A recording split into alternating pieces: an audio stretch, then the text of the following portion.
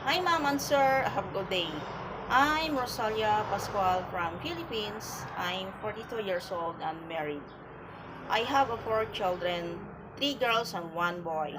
The eldest is 23, the second is 21, the third is 18, and the last is 12 years old boy. I experienced in Singapore last 2017 until 2023. 6 years and one employer. I experienced to take care of the two kids girl from 3 years old until 9 years old. And the second is 3 months old until 6 years old. If the kids go to school is primary and infant care, I do the household chores like uh, cleaning the house, laundry, ironing, and cooking.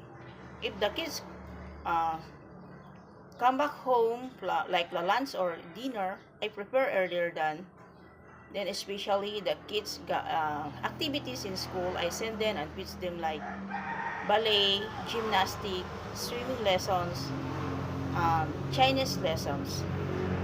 Thank you.